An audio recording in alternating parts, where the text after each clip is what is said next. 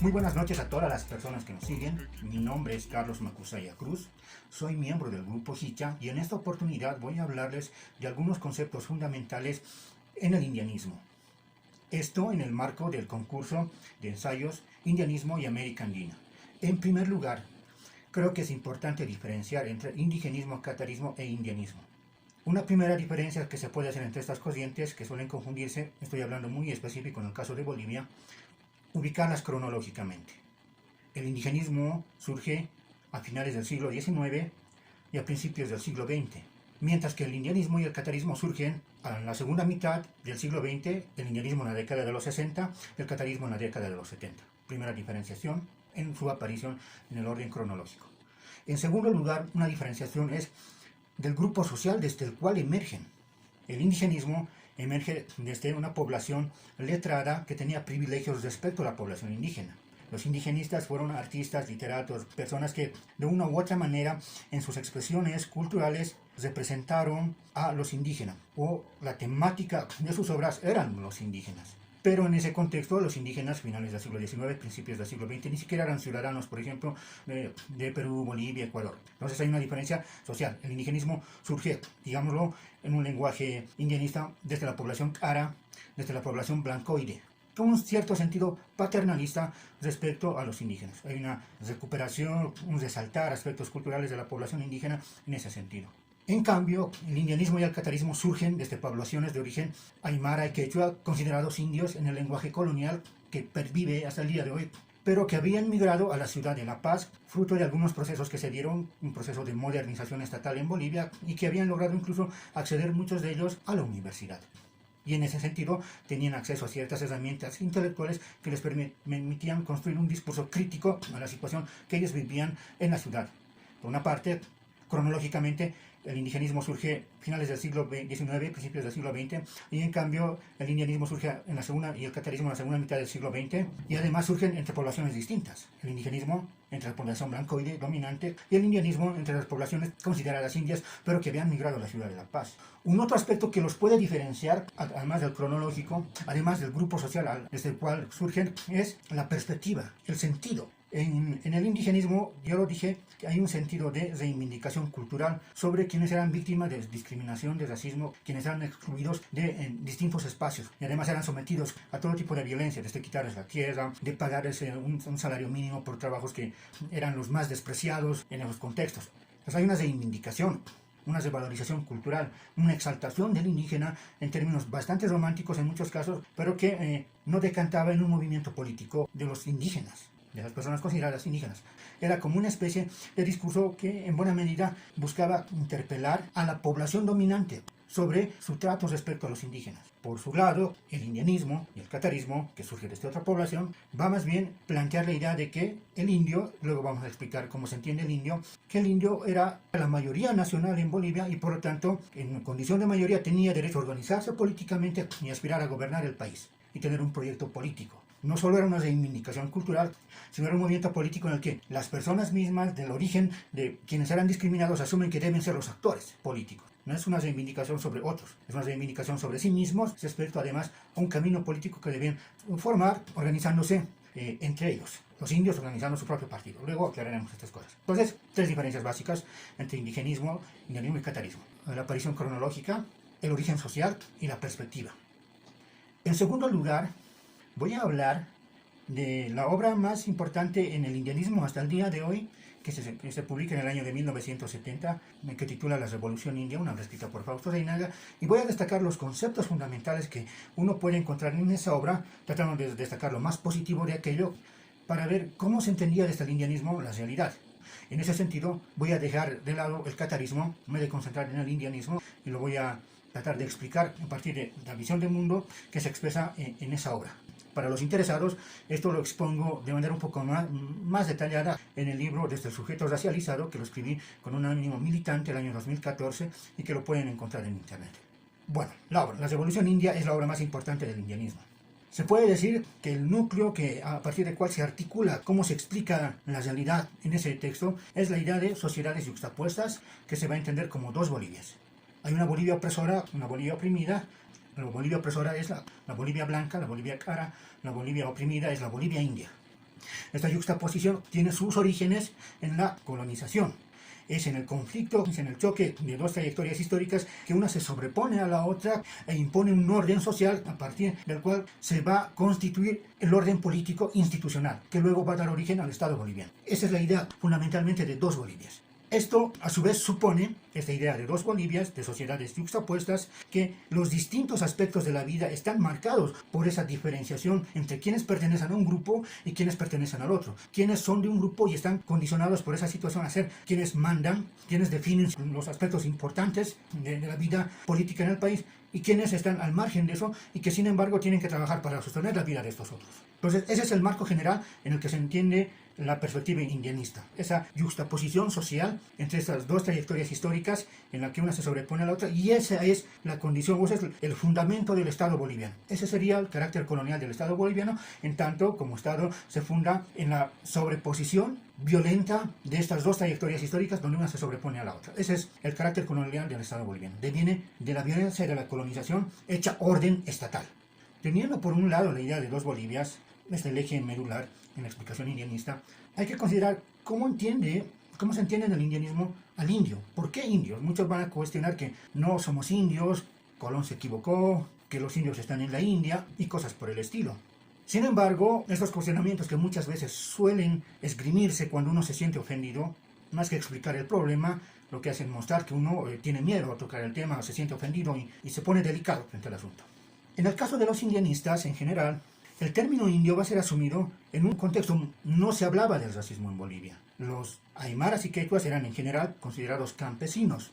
Y campesinos implicaba en general personas que viven en el área rural, que hacen trabajo del agro, etcétera, etcétera, y que en Bolivia podían ser identificados con el idioma aymara, con el quechua fundamentalmente. Además hay otros idiomas, claro, desde luego. Sin embargo, los migrantes indianistas y cataristas que habían llegado a la ciudad podían percibir que ya no eran propiamente campesinos, estaban formándose intelectualmente, muchos se habían profesionalizado y sin embargo seguían siendo tratados como otros. No estaban ejerciendo el trabajo agrario, ya no vivían en el área rural y sin embargo les daban los puestos de segunda, en el mejor de los casos, porque en otras oportunidades ni siquiera los consideraban. Entonces, en esa situación, el término campesino no lograba explicar la situación de estas personas ahí. Y el racismo que eso implicaba tampoco era problematizado por las organizaciones políticas, que en ese tiempo eran de los grupos blancoides dominantes, sean de izquierda, sean nacionalistas, el marxismo y el nacionalismo, que eran las corrientes que predominaban en ese tiempo. Entonces, no se los pensaba a estos tipos. En esa situación, en un lenguaje en el que no se podía expresar lo que vivían esas personas, con campesino no podías expresar eso. Además, consideren que, por ejemplo, hay blancos que trabajan en el área rural y pueden ser campesinos, los menonitas, por ejemplo. Pero cuando un menonita puede estar en la ciudad, nadie le diría indio de mierda, o un menonita es blanco. En cambio, uno puede tener aymaras, quechuas, que ya no trabajan en el campo, que viven en la ciudad, incluso son profesionales, se dedican a actividades que no tienen que ver con el trabajo agrario, y sin embargo los van a decir indios de mierda. No es la condición campesino la que se está jugando específicamente en esa identificación. Y precisamente porque en el lenguaje va a funcionar la palabra indio como una manera de descalificar a ciertas personas por su origen, por su color de piel, por su manera de hablar el castellano, por aspectos que van a ser identificados como signos de inferioridad. Las personas indianistas fundamentalmente van a asumir ese término para mostrar que hay un problema.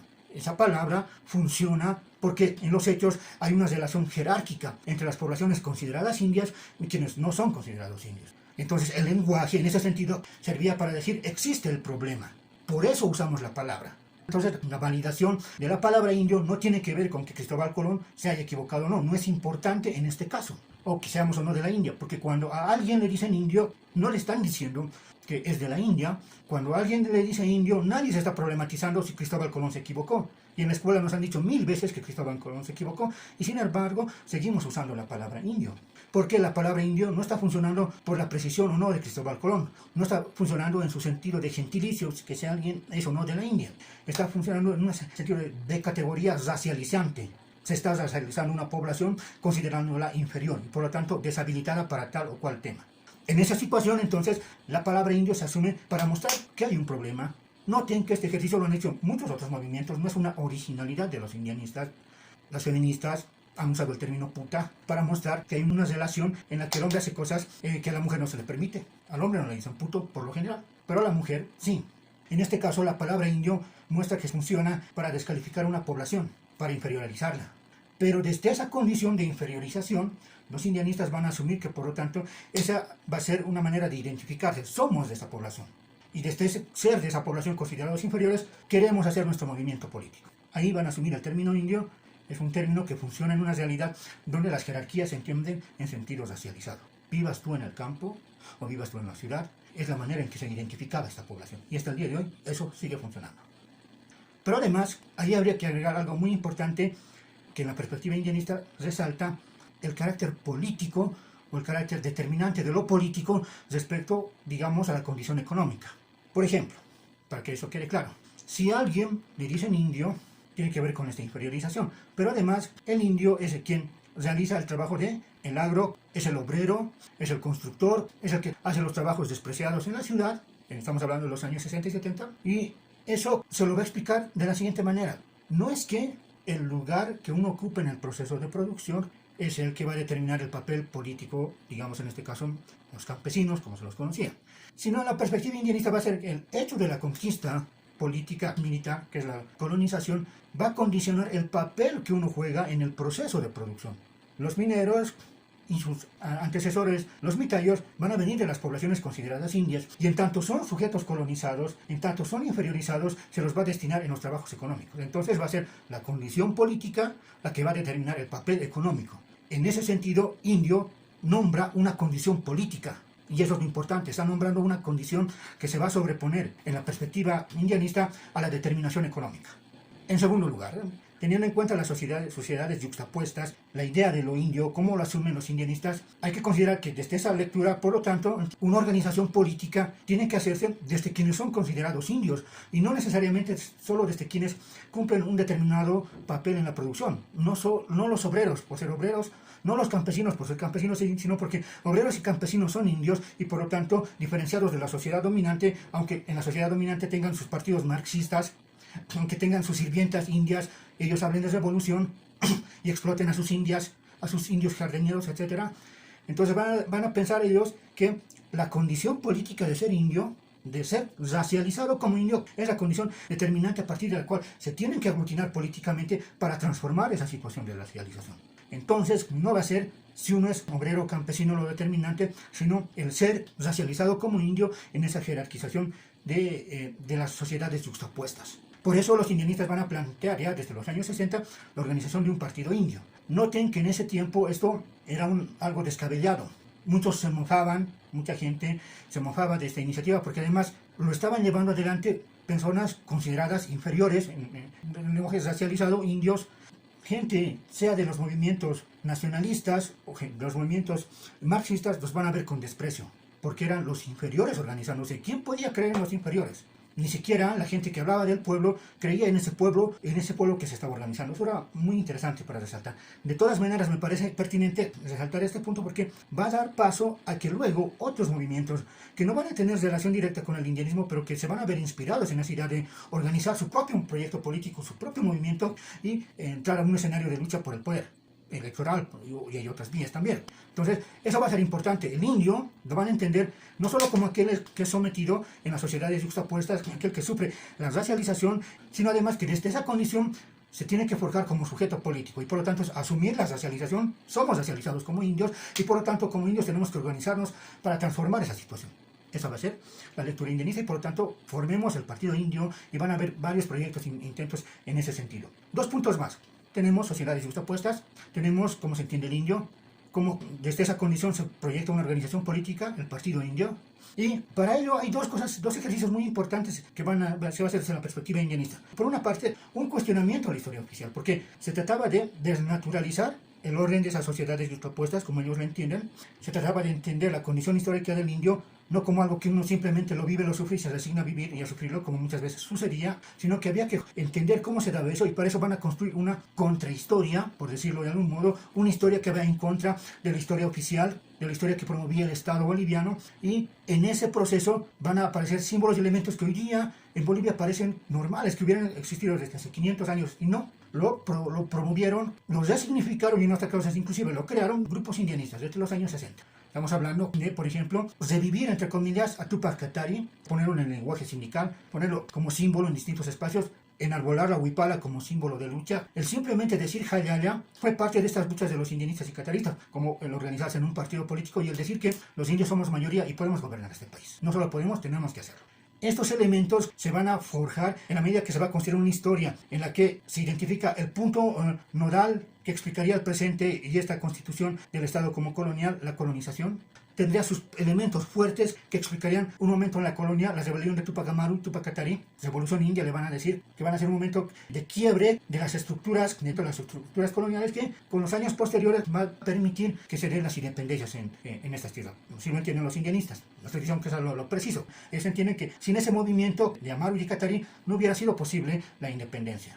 Pero además, en la República, en el caso de Bolivia, van a identificar que el hecho fundamental va a ser el movimiento que liderizó Zárate Vilca a finales del siglo XIX y que condicionó la reconfiguración política en Bolivia. Entonces hay dos hechos fundamentales, en la colonia y en la república. Lo que están haciendo los indianistas, están construyendo una otra historia diferente a la versión de quienes dominan, y en la que el indio era un sujeto folclórico que no tenía iniciativa histórica, y en cambio los indianistas van a mostrar no solo que no éramos sujetos folclóricos, sino que además hemos estado muchas veces a punto de derrumbar el poder colonial o inclusive el poder republicano de las castas dominantes. Es una historia que vuelca ese sentido con respecto al indio como un ser pasivo y lo posiciona como un sujeto que está en un proceso de lucha, una lucha irresuelta, y esa lucha irresuelta la tenemos que resolver ahora organizando nuestro partido indio. Hay una conexión entre la construcción histórica de esos procesos, la contrahistoria indianista, que además va a servir como una especie de decir, esta es una lucha, reitero, que no la hemos concluido y ahora la vamos a concluir.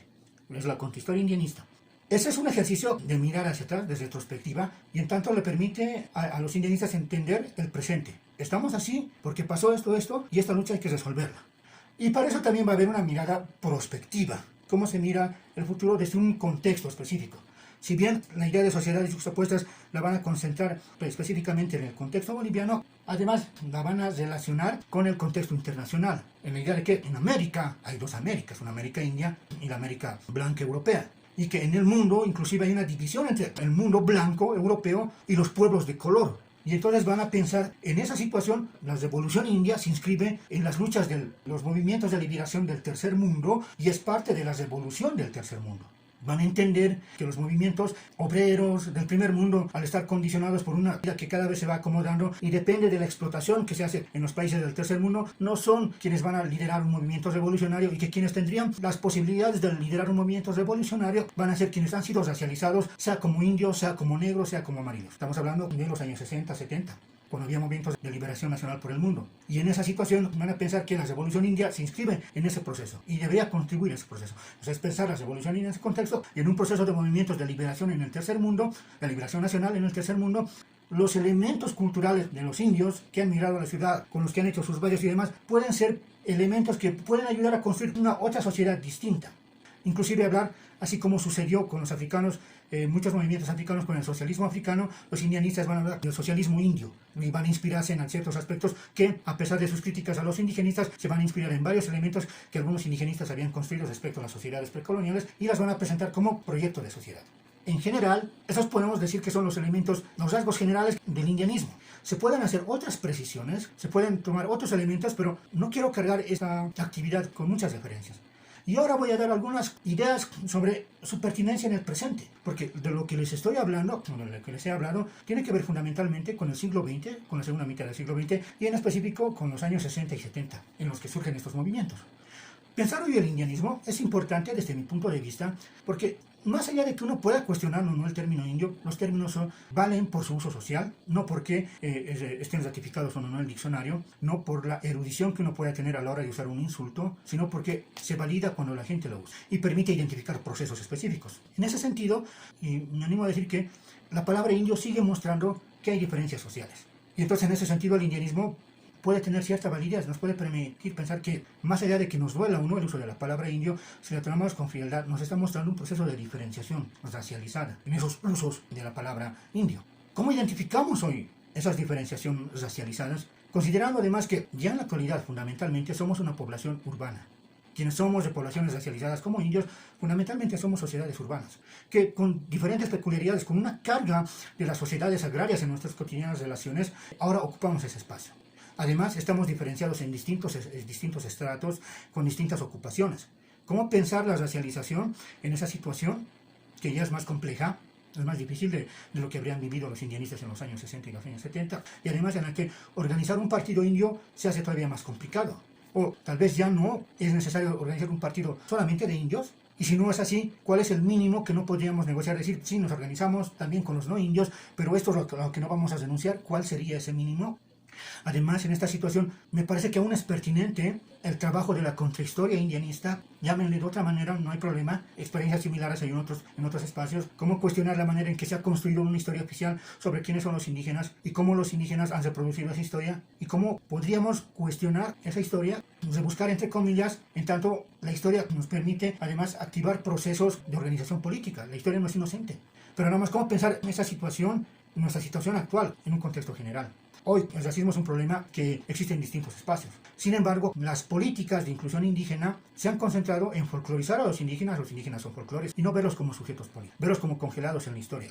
La gente considerada indígena eso lo hace constantemente, no necesita el permiso de alguien para que resignifique su cultura. Si vemos nuestras expresiones culturales contemporáneas y las comparamos con las de hace 50 años, vamos a notar cambios.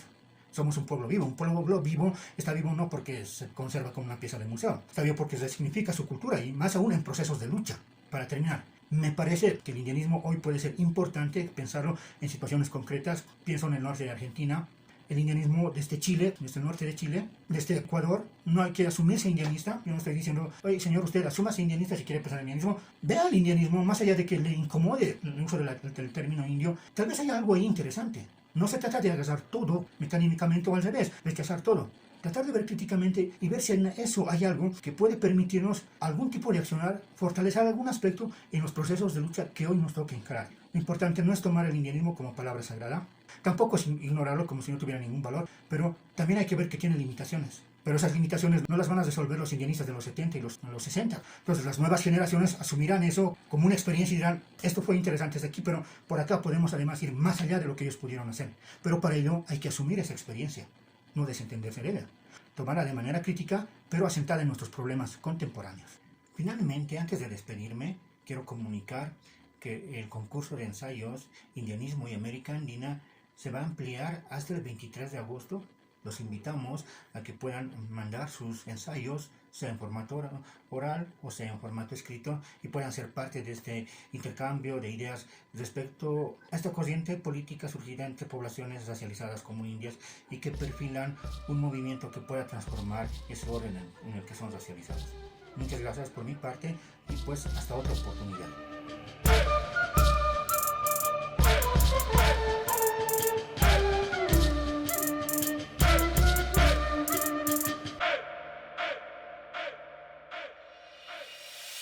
Volca que pediu a